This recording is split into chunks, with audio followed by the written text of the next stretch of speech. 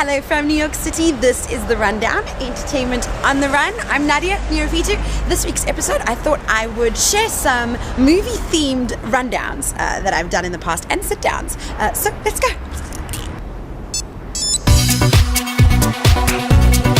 One of my most anticipated films was The Shape of Water from Guillermo del Toro. Oh, it was beautiful. Stars one of my favorite actresses, Sally Hawkins. She plays a woman who can't speak, a mute. It's a shimmering ode to love, to cinema. We're on the backside here of Roy Thompson, and to the wonderful power of H2O, of course. Unflinching is a word that you hear a lot, but it moves you without being preachy, without being didactic. I mean, is there a moment where you know how far to push it? Is it something that's instinctual, something you've learned? Good question. It's about the emotion, I think, of the scene.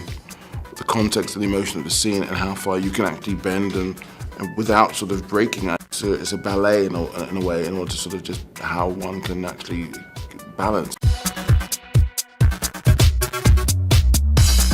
In an interview with the LA Times, Ryan Gosling says he used to live around this area where Angel's Flight stands. It is the last remnant of the Victorian era of Los Angeles. This Bunker Hill district used to be pretty fashionable back in the 1900s, and there's a great scene in the movie where Ryan Gosling and Emma Stone use public transport.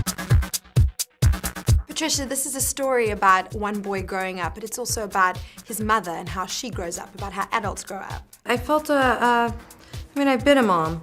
I was a young mom. Yeah, I was a mom when I was 20. And I actually got my first big movie right when I turned 20. And when I found out I was pregnant, and I thought I needed to not do that movie so I could have my baby. And I didn't know if I'd have a career to go back to.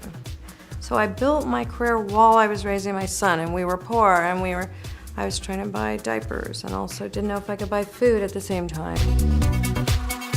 Robert De Niro spent a month driving a taxi around New York City to prepare for the role, and how he improvised the "you talking to me" scene. Are you talking to me?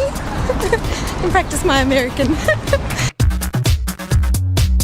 This brings us to Goodfellas, number 10 East 60th. This is where the original Copacabana used to be, site of the most famous scene in Goodfellas.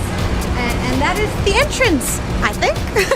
I hope it's still something that is left from the film. The entrance where we see Henry take Karen inside to go into the restaurant for the date that he needs to make up to her. And it is the most famous tracking shot, one of the most famous in movie history. 4 minutes, almost 4 minutes long, and they go through the kitchen. It's one of the reasons we love Goodfellas so much, right?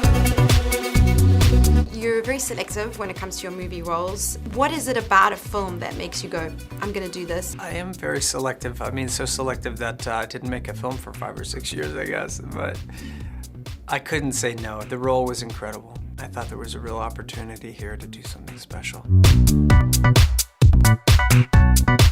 I hope you enjoyed this week's highlights filled edition. If you did, please subscribe to The Rundown, and I'll see you next week. Ciao.